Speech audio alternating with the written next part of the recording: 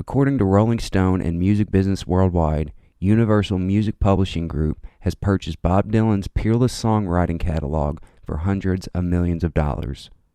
Peerless songwriting simply means songs that Bob Dylan wrote by himself without the help of others, and when you look at the album credits, it will only say Bob Dylan under the song title. Universal acquired 600 Bob Dylan songs, and while an exact amount has not been disclosed, it is being reported in between $300 and $400 million for the acquisition. To understand the implications of this purchase by this major corporation, it is best to show by example that would be applicable to this deal. There are two different copyrights every time you hear a song. There is one for the musical composition, and there is one for the sound recording. For instance, Bob Dylan was the sole songwriter for the song All Along the Watchtower, and therefore would be the musical composition copyright holder. The musical composition copyright consists of the music including any accompanying words. Think of it almost like everything you see on a piece of sheet music. However, when Jimi Hendrix recorded All Along the Watchtower,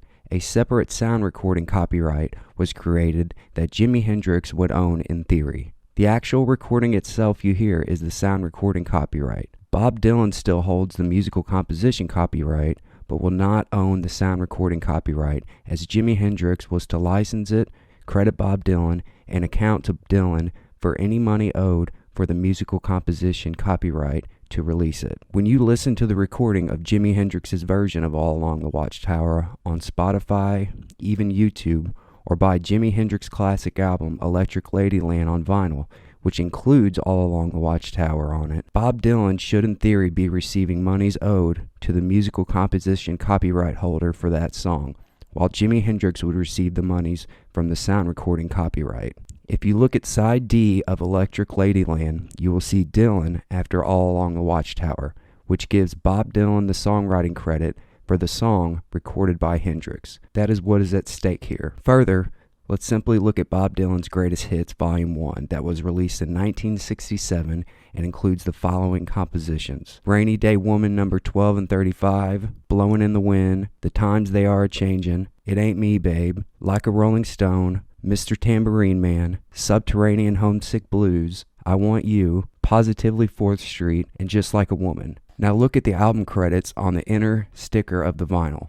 It says at the bottom, B. Dylan, which means that every single one of those compositions were written solely by Bob Dylan, and therefore Universal Music Publishing Group now owns the musical composition copyrights to all of these songs, along with the right to collect monies earned from the compositions. Universal Music Publishing Group will also be receiving public performance royalties every time Bob Dylan plays a concert that includes any songs written solely by him, which can be big money as Dylan plays large arenas and typically plays nearly 100 live shows annually. Just think throughout music history of all the compositions written solely by Bob Dylan that were recorded by another artist. In fact, Bob Dylan's compositions have been recorded more than 6,000 times by different artists from around the world. Now, instead of the musical composition copyright money, commonly referred to as publishing, flowing to Bob Dylan, it will now only flow to Universal Music Publishing Group. Further, it is most likely that you will be hearing Bob Dylan's compositions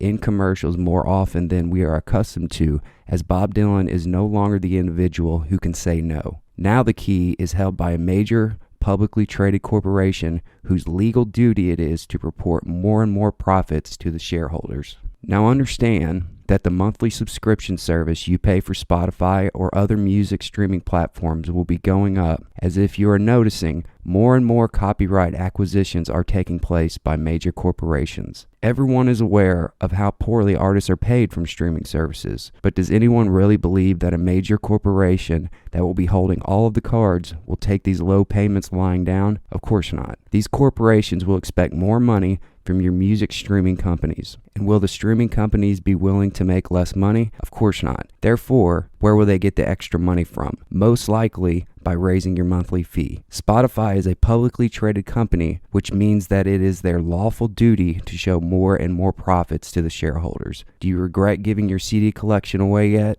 You should.